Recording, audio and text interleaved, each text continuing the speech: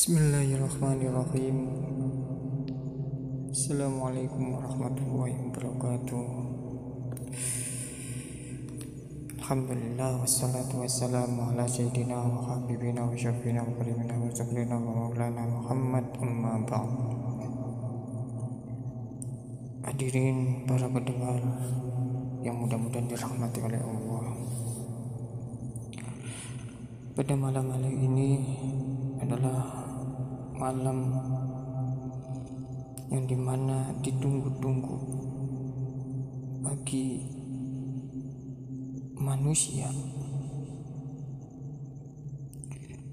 karena pada malam hari ini adalah malam 1000 bulan, malam Lailatul Qadar, yang dimana Allah menurunkan semua malaikat-malaikat di bumi ini untuk mencari mana hamba-hamba Allah yang mau menjalankan ibadah di malam yang mulia ini, yaitu malam Lailatul Qadar. Menurut Imam Nawawi dalam kitab Riyadhus Shalihin menulis suatu bab khusus tentang keutamaan beribadah pada malam Lailatul Qadar dan menjelaskan tentang malam-malam yang paling diharapkan bisa bertepatan dengannya. Pada pembahasan awal, Imam Nawawi menyampaikan hadis Rasulullah, yaitu man qama Lailatul Qadar imanan wa ihtisaban ghufira lahu ma taqaddama min dhanbi. Barang siapa Lailatul Qadri, beribadah pada malam Lailatul Qadar imanan, karena iman, wahtisaban, dan mengharapkan pahala, ghufira lahu, maka dosanya akan terampuni, akan dihapuskan, ma taqaddama min dzambi, yaitu dosa-dosa yang terdahulu, dosa-dosa yang kecil, dosa-dosa yang besar, dosa yang telah terlewatkan, maka Allah ampuni semuanya. Namun dalam hadis ini masih terlalu umum untuk menghukumi sunnah melakukan sholat malam Lailatul Qadar. Tentu membutuhkan beberapa dalil yang lebih pas untuk menghukum, untuk menguatkan sholat malam Lailatul Qadar pada malam yang diharapkan bertepatan dengan malam istimewa tersebut. Menurut Syekh Ismail Haqqi bin Mustafa Al-Khalwati dalam kitab Khazinatul Asrar menyebutkan tentang cara sholat malam Lailatul Qadar.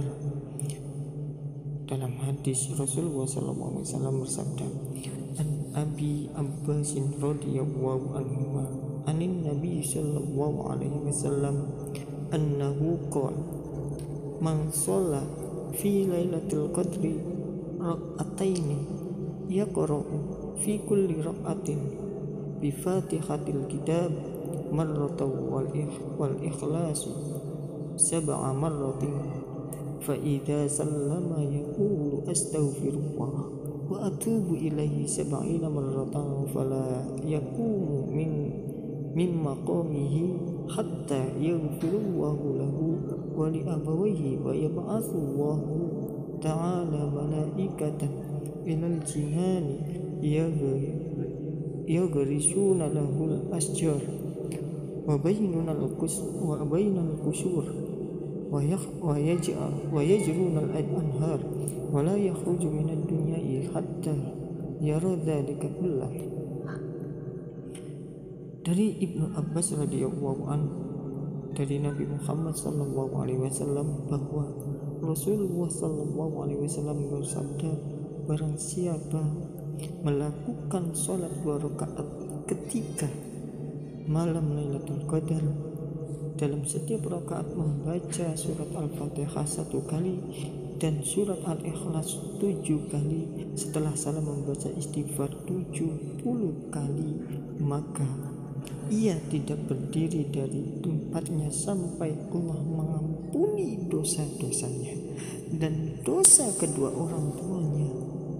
Allah Subhanahu wa Ta'ala akan mengutus malaikat untuk masuk ke dalam surga, menanam pohon untuknya dalam surga, membangunkan istana dan mengalirkan sungai dalam surga untuknya, dan ia tidak akan mati sampai bisa melihat semua itu.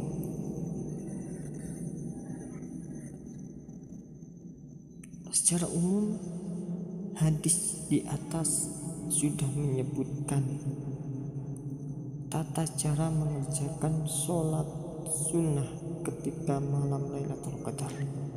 Hanya saja tidak menyebutkan secara khusus niat sholat pada malam Lailatul Qadar. Antara niat sholat Lailatul Qadar dan niat sholat sunnah yang lainnya, sehingga bisa diarahkan pada dua sholat sunnah, yaitu sholat sunnah mutlak dan sholat sunnah hajat. Dalam keterangannya yang lain, Syekh Ismail Haqqi menjelaskan lebih khusus terkait cara niat sholat Lailatul Qadar. Beliau mengatakan, wa kana alaihi salam idza dakhala al-ashri wa kana alaihi salam idza dakhala al-ashri shadda mazi muazzara wa akhya laylah wa ayqad ahlahu wa kana salihuna yusalluna fi lailati minal ashri rak'ataini bi niyyati qayyim Lailatul Qadar. Ketika Rasulullah memasuki 10 hari akhir dari bulan Ramadan, beliau ikat erat sarungnya. Artinya ikat erat sarungnya itu Rasulullah itu beliau segera mungkin langsung ke masjid, dan melaksanakan sholat malam Lailatul Qadar. Bukan ikat sarungnya itu di sarung diikat aja, bukan, di sarungnya melaksanakan sholat malam Lailatul Qadar, menghidupkan malamnya dan membangunkan keluarganya. Orang-orang soleh melakukan sholat 2 rakaat pada malam tersebut dengan niat menghidupkan malam Lailatul Qadar. Syekh Ismail Haqqi melanjutkan dengan mengutip pendapat Imam Abul Lais dan mempertegas bahwa niat sholat pada malam tersebut adalah sholat Lailatul Qadar. Qala al-Imam Abul Lais rahimahullah, aklu sholati Lailatul Qadar rak'ataini wa aktsaruha alfin rak'ataini wa awsatuha mi'ah rak'ataini wa awsaqatul Qur'an qira'ah fi kulli rak'ataini ay yaqra'a ba'da al-Fatihah ana anzalahu marrata wa qul wallahu ahad thalatha marrah wa yusallimu ala rak'ataini wa yusalli ala nabi alaihi salam ba'da taslimi wa yaqum hatta yutimma ma arada min mi'atin au aqlu au kathir. Berkata Imam Abul Lais rahimahumullah, paling sedikitnya jumlah Lailatul Qadar adalah 2 rakaat, paling banyaknya 1000 rakaat, dan yang sedang-sedang 100 rakaat. Paling ringannya bacaan setelah membaca surat Al-Fatihah pada setiap rakaat itu membaca surat Al-Qadar 1 kali, surat Al-Ikhlas 3 kali, dan melakukan setiap selesai 2 rakaat membaca sholawat pada Nabi Muhammad setelah salam, kemudian berdiri sampai ia menyempurnakan rakaat dikehendaki, bisa 100 atau lebih sedikit dan lebih banyak. Artinya di sini Rasulullah melaksanakan malam Lailatul Qadar ini itu paling sedikitnya itu 2 rakaat. Ya. Paling banyaknya itu 1000 rakaat. Jadi 1000 rakaat itu setelah Fatihah terus membaca rakaat pertama membaca Al-Qadar 1 kali, dan rakaat yang kedua membaca surat Al-Ikhlas 3 kali. Terus selesai 2 rakaat itu, lalu bangun lagi melaksanakan sholat yang dari Fatihah, surat Al-Qadar 1 kali, surat Al-Ikhlas 3 kali. Nah itu menurut Syekh Ismail Haqqi dalam tafsir Ruhul Bayan juz 10 halaman 372.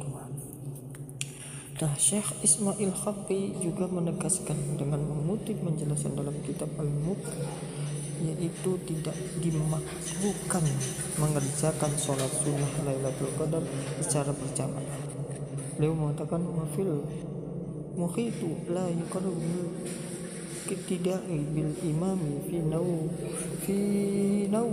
fili mutalaqatin naqdil qadir warraqi walaitin nafsu min sya'bani wa naqul dhalikal la'an ma ra'al mu'min hasanan fa huwa 'inda Allahi hasan fala taltafit ila qawl man la madhaqa lahum minan ta'anini fa innahum bima zalatil 'anini la ya'rifuna dhawqal manajati wal khalawati ta'ati wa fadilatil awqat. Dalam kitab Al-Muhit, tidak dimakruhkan bermakmum pada imam dalam sholat sunnah mutlak seperti sholat sunnah Lailatul Qadar, Rohib, malam pertama dari bulan Syaban dan sesamanya. Karenanya apa yang dinilai baik oleh orang mukmin maka di sisi Allah juga bernilai baik. Oleh sebab itu jangan mengikuti pendapat orang-orang yang tidak memiliki sifat senang terhadap ibadah, karena mereka seperti orang impoten yang tidak mengetahui kenyamanan bermunajat kepada Allah serta tidak bisa merasakan manisnya taat keutamaan waktu. Jadi kalau bermakmum pada imam dalam sholat sunnah mutlak juga tidak dimakruhkan apa, tetapi lebih baiknya, lebih utamanya sendiri-sendiri melaksanakan ibadahnya, karena malam Lailatul Qadar itu ya malam untuk khususnya untuk manusia masing-masing, bukan untuk secara jamaah. Lebih afdolnya, lebih utamanya, lebih baiknya, tapi tidak dimakruhkan, tidak diharamkan, tidak boleh saja gitu bermakmum kalau misalnya kita tidak mampu.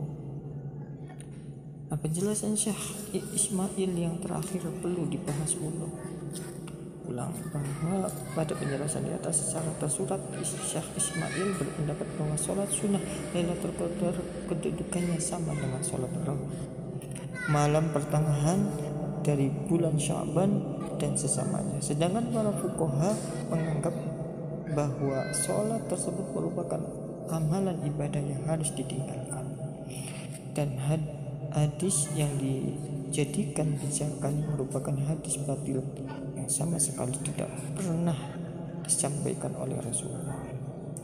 Seperti Syekh Zainuddin Al-Malibari secara tegas beliau mengatakan demikian dalam kitab Irsyadul Ibad, dijelaskan wa minal bada'ul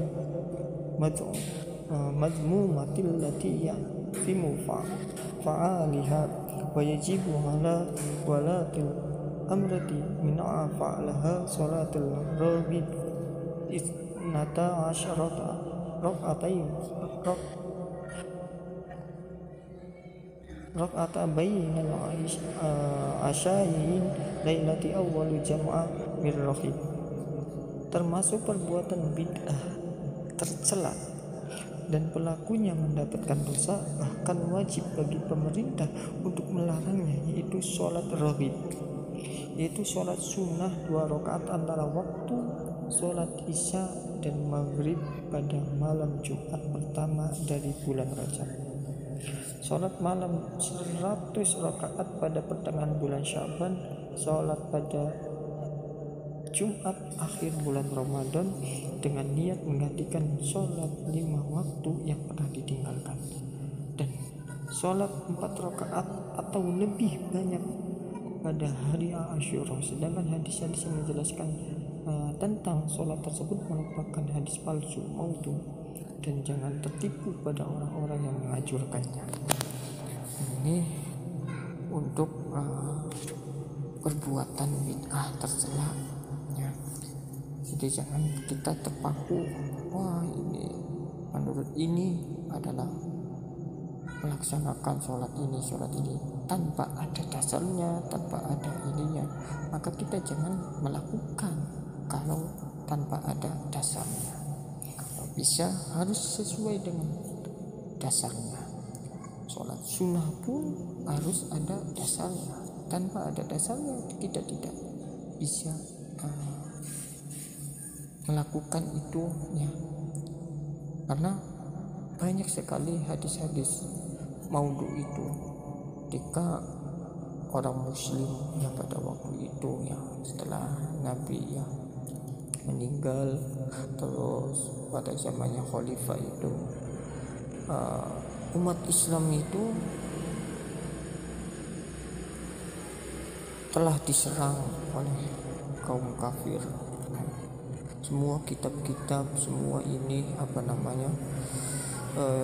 dibawa, akhirnya digantikan, banyak yang diganti, hadis-hadis Nabi banyak yang diganti.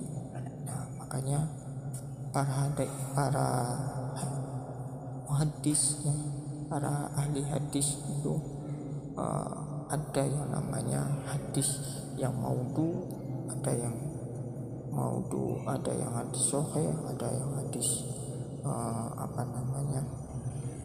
hadis doif. Hadis doif itu hadis lemah.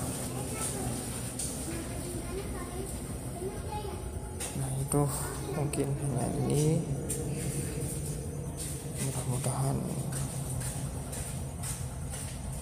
kita bisa melaksanakan sholat pada malam hari ini, malam yang begitu ditunggu-tunggu oleh manusia. Pada malam hari ini, malam yang sangat banyak rahmat Allah yang turun ke bumi ini. Bahkan malaikat-malaikat turun. Mana nih hambanya Allah yang mau beribadah kepada Allah Subhanahu wa Ta'ala, yang mau melaksanakan sholat malam Lailatul Qadar ini. Yuk mari kita meriahkan malam Lailatul Qadar ini di keadaan yang pandemi ini. Mudah-mudahan Allah angkat semua penyakit-penyakit yang ada di bumi ini, khususnya yaitu penyakit COVID-19.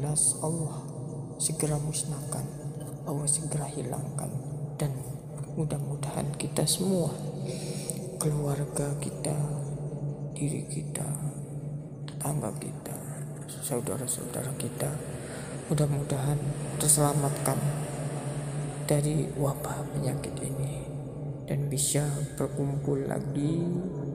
Yang belum bisa mudik, mudah-mudahan segera bisa mudik dengan selamat. Yang tidak bisa mudik, ya mudah-mudahan disabarkan, dan mudah-mudahan kita disehatkan oleh Allah Subhanahu wa Ta'ala. Mungkin hanya ini yang bisa saya sampaikan, mudah-mudahan bermanfaat. Kurang lebihnya saya mohon maaf. Billahi wa taufiq hidayah. Wassalamualaikum warahmatullahi wabarakatuh.